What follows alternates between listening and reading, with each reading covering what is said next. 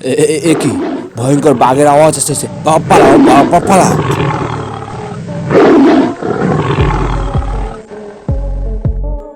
সুন্দরবনের পাশেই সুন্দরপুর নামে একটি গ্রাম ছিল। এই গ্রামের লোকরা খুবই কর্মশীল ছিল। সারাদিন মাঠে ঘাটে শুধু কাজ করত এবং সন্ধ্যায় বাড়ি ফিরত।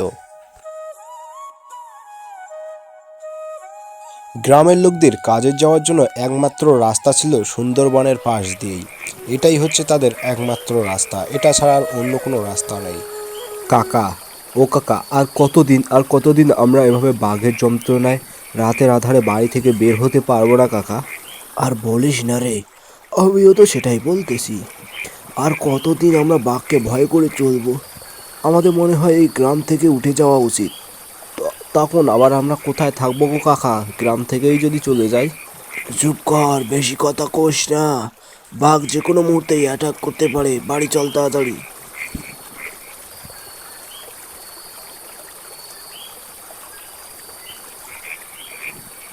কি গো, তুমি এখনো ঘুমাওনি দেখতেছি। এত রাত জেগে আবার কি করো? ঘুমো ঘুমো। আর একটু নাশপাতি আনলাম ব্যাগে করে, এই নাও দেখি। তাড়াতাড়ি কিছু খাবার দাও, খেয়ে তাড়াতাড়ি ঘুমাবো। আহ, এ কি বলছো গো? কেবলমাত্র তো 7টা বাজে, তাতেই এত রাত হয়ে গেল। ও, বুঝতেই পারতোস না তোমাদের এদিকে তো বাঘের ভয়ে 7টাকে 8টা মনে করো। তুমি আর কি বুঝবে গো? এখনো তো মনে হয় কোনোদিন বাঘের দৌড়ানি খাওনি। একবার খেয়ে দেখো না কিরকম লাগে। আমি আবার কোন দুঃখে বাঘের দৌড়ানি খেতে যাব গো? যাই হোক, অনেক রাত হয়েছে। যাও, হাত মুখ ধুয়ে আসো, খেতে দেই। দুমুঠো ভাত খাও, যাও যাও যাও। রাত যত গভীর হয় পুরো এলাকাটি তত নিস্তব্ধ হয়ে যায়। একটা পোকার আওয়াজও শোনা যায় না। সবাই যেন কেমন চুপচাপ হয়ে যায়। আর এদিকে সুন্দরবনের সেই বাঘটি গ্রামের মধ্যে প্রবেশ করে শিকার খোঁজার জন্য। সারা দিন রাত্রে শুধু শিকারই খুঁজে।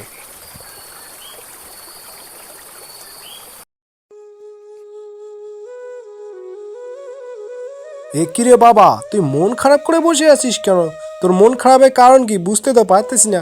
তুই যে আবার কখন কি ভাবিস তো আবার কিছু বুঝতেই পারি না আমি। আচ্ছা বল দেখি কি কারণে মনটা খারাপ, বাবাকেই তো বলা যায়। বলা তো অবশ্যই যায় বাবা। তুমি তো আমার কথা কিচ্ছু শুনো না। তোমাকে আমি কত করে বললাম। অনেক দূর থেকে আমরা এই নতুন গ্রামে আসলাম, নতুন গ্রামে তো কিচ্ছু চিনি না। তাই নতুন গ্রাম আবার কি চিনবি রে বাপ? নতুন গ্রাম তো গ্রামই। আমাদের আগের গ্রামটাও যেমন, নতুন গ্রামটাও যেমন। এটা তো যেমন, আগেরটা তো তেমন, ঠিক একই রকম। ইচ্ছা মতো ঘুর। কি বলেছে তোকে মানা? দূর বাবা, তুমি বুঝতেই চাও না। আমাদের আগের গ্রামটা ছিল আলাদা, এটা আলাদা। আমাদের আগের গ্রামে দেখার মতো কোনো জিনিস আছে? নেই তো। শুধু চারিদিকেই শুধু খোলা মাঠ। ও তো কি সমস্যাটা কি আমাকে বল তো। তোর সমস্যা আমি কিছু বুঝতে পারি না রে।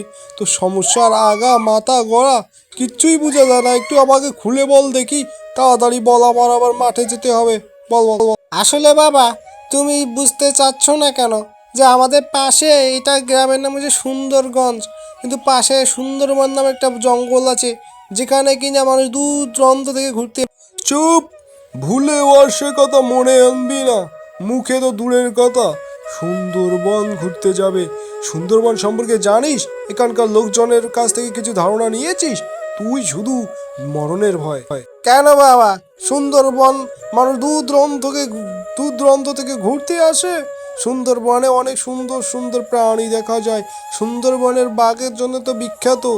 ভুলেও এ কথা মনে আনবি না, বুঝলি? এই সুন্দরবনের প্রাণীরা নাকি, সুন্দরবনে যে ভয়ঙ্কর ভয়ঙ্কর বাঘ দেখা যায়, এরা মানুষের প্রাণ নিয়ে নেয় রে বাপ। মানুষের প্রাণও থয় না। আর তুই কি বলিস বলতো? এই জন্যই তো আমি তোমাকে কিছু বলতে চাই না বাবা। তুমি আমার কোনো কথাই রাখো না।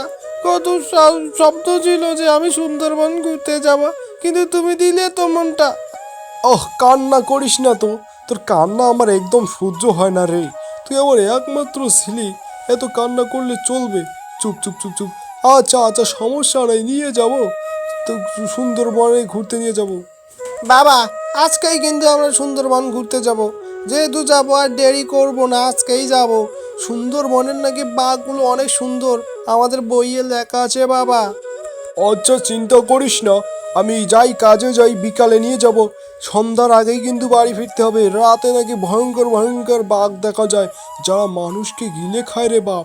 তুই তাড়াতাড়ি রেডি হয়ে থাকিস, হ্যাঁ? আচ্ছা বাবা, তুমি যাও, কাজে যাও, কাজ থেকে কিন্তু তাড়াতাড়ি এসো। আমি কিন্তু রেডি হয়ে বসে থাকবো। আমাদের আবার তাড়াতাড়ি সুন্দরবন যেতে হবে, কি বলো, তাই না? তুমি তাড়াতাড়ি যাও, যাও, যাও, আমি দেখি। তারপর রহিম চলে যায় তার কাজে। তারপর এদিকে রতন যায় সজীবের দোকানে কিছু খরচ কিনতে। রতন দাগো, তাড়াতাড়ি কিছু আনাজপাতি দাও, এইদিকে সন্ধ্যা হয়ে যাচ্ছে, বেলা ডুবে যাচ্ছে, তাড়াতাড়ি দাও দেখি। 2 কেজি মদা দাও, আর 2 কেজি আলু, আর পেঁয়াজ রসুন তো আছেই, আর তেল দাও, তেল দেখি, দাও দাও তাড়াতাড়ি। আর বাড়িতে মনে হয় চিনিটার একটু শর্ট পড়েছে। আচ্ছা, চিনিও দিও, বুঝছো? তাড়াতাড়ি দাও দেখি, সন্ধ্যা হয়ে যাচ্ছে আবার। জানাই তো, আবার তুমি এখান থেকে আমাদের বাড়ি যেতে আবার সুন্দরবন হয়ে যেতে হয়, সেখানে আবার ভয়ঙ্কর বাঘের ভয়।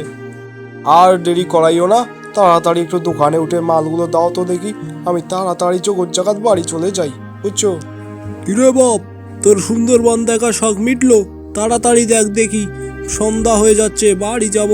এখানকার প্রকৃতিটা ভালো করে দেখ। এখানে আমাদের আর বেশিক্ষণ থাকা উচিত নয়, সন্ধ্যা হয়ে যাচ্ছে।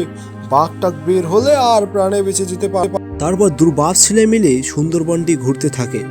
এদিকে তো সন্ধ্যা হয়ে যায়। গ্রামের প্রত্যেকটি ব্যক্তি তাদের নিজেদের ঘরে ফিরে। সন্ধ্যার আগেই যেন তাদের বাড়ি ফিরতে হবে। তারা নিজেদের ঘরেই পৌঁছে যায়, কারণ সুন্দরবনের বাড়ি। ও কাকা গো, তোমার আজকেও যে ফিরতে এত দেরি হলো, কারণটা কি? তাড়াতাড়ি চলো, বাঘ বের হবে, বাঘ বাঘ, তাড়াতাড়ি। হা ঠিক বলেছিস ভাতিজা, তাড়াতাড়ি আমাদের বন থেকে বেরোনো উচিত, চল। এ কাকা, বুঝতে পারি না কেন জানি প্রত্যেকদিন যতই তাড়াতাড়ি খরচ টরচ আনাজপাতি কিনে বাড়ি ফেরার জন্য রেডি হই, ততই কেন জানি সন্ধ্যা হয়ে যায়। আমাদের মনে হয় এই সন্ধ্যাতেই বাড়ি ফিরতে হয়, বুঝি না কেন যে হয়। এদিকে তো রতন আর তার ছেলে ধীরে ধীরে বনের গভীরে প্রবেশ করে ফেলে। কোথায় যেন তারা হারিয়ে যায়, দুবাপ ছেলে। বাবা, এ কোথায় আসলাম গো আমরা? বনের মনে হয় গভীরে প্রবেশ করে ফেলেছি। কিছুই তো বুঝতে পারতেছি না, এখন কি করব? তুমি কিছু ভাবো বাবা। তোকে কত করে বললাম যে যাস না, তোকে ঘুরতে আসতেই হবে বনে। এখন তো রাত হয়ে গেছে, এখন যদি বাঘ আসে কি করবি এখন বল? আমি তো তা বুঝতে পারিনি বাবা।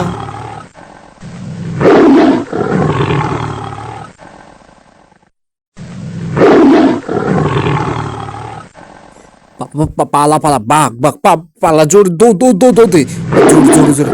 বাবা বাবা, থাকো, দাঁড়াও বাবা। দৌড়। তারপর দু বাপ ছেলে মিলে বন থেকে পালিয়ে যায়।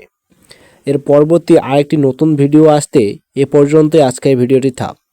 নতুন ভিডিও দেখার জন্য চ্যানেলটিকে সাবস্ক্রাইব করো আর পাশে থাকা বেল আইকনটি ক্লিক করো।